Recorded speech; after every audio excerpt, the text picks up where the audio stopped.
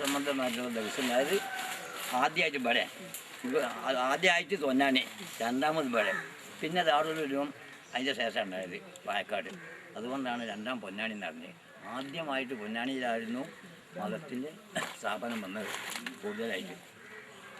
പിന്നെ അത് പറയാൻ കഴിയില്ല. ഇവിടെ പൂർവികന്മാർ ഇത്രയോ ആൾക്കാരുണ്ടായിരുന്നു മതത്തിൻ്റെ ഒറിജിനൽ ആൾക്കാർ. അവരത് കഴിച്ചിട്ട് മറ്റുള്ളതൊക്കെ ഉള്ളൂ. അവരാണ് കഴിച്ചത്. ഒക്കെ വഖഫ് വെച്ചൊക്കെ അവർ തന്നെയാണ് ഇവിടെ അയാളെ വകയം പൂർത്തിയായിട്ട് ഇവിടെ വന്നത്.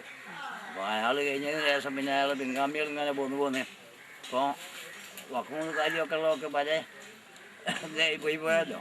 അപ്പോൾ അതില്ല, ഇപ്പോൾ രാജ്യക്കാർ കമ്മിറ്റിയാണ് പൂർണ്ണമായിട്ടും നടത്തുന്നത്. ആദ്യം പൊളിക്കാൻ 400 കൊല്ലത്തോളമായി പോയി.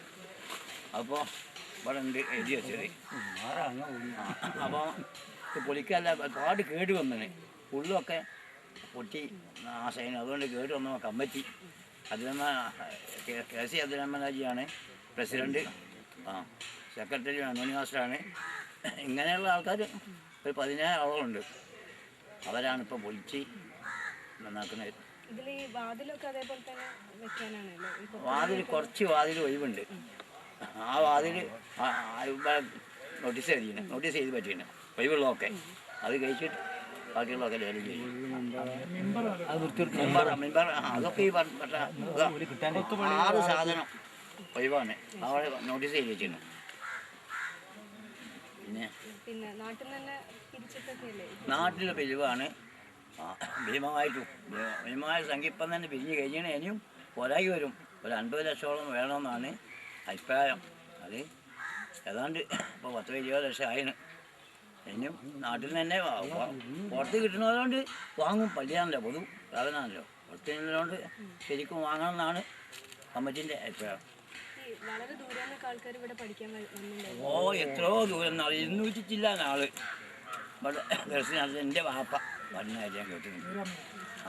അന്നത്തെ ചെലവ് മരക്കാരാജി എന്ന് പറഞ്ഞ ഒരാളുണ്ടായിരുന്നു. അവിടുത്തെ ഖത്തീബൊക്കെ ആയിരുന്നു. അയാൾ തന്നെ എൻ്റെ വാപ്പയാണ്. പിന്നെ അതിൻ്റെ ശേഷമാണ് അബ്ദുൽ അസീസ് മുസ്ലിയാർ ആയത്. അപ്പോൾ പാപ്പ പറഞ്ഞ് ഞാൻ കേൾക്കേണ്ട 200 ആൾക്കാരുണ്ട്. KC ഇപ്പോഴത്തെ പ്രസിഡൻറ്റിൻ്റെ ഉപ്പ ഇവിടെ വന്നതാണ്, കൊടുവള്ളിയിൽ നിന്ന് വന്നതാണ്. അപ്പോൾ ഇവിടെ പോകാൻ വന്നേ. അപ്പം ഇവിടുത്തെ കാരണവന്മാർ കോയമാജിൻ്റെ പരിസരത്തിട്ട് അവർ ഇയാളെ ഇതുകൊണ്ട് സ്വഭാവവും മറ്റുമൊക്കെ കേട്ടറിഞ്ഞ് ഞാൻ ഞങ്ങൾക്ക് വിഷമമുള്ളത്. ഇത് പൊളിക്കുന്നത് അങ്ങനെ വിഷമല്ല. അതെ, എൻ്റെ പേര് കണ്ണഞ്ചേരി മൈദി മുസ്ലിയാർ എന്ന് പറയും.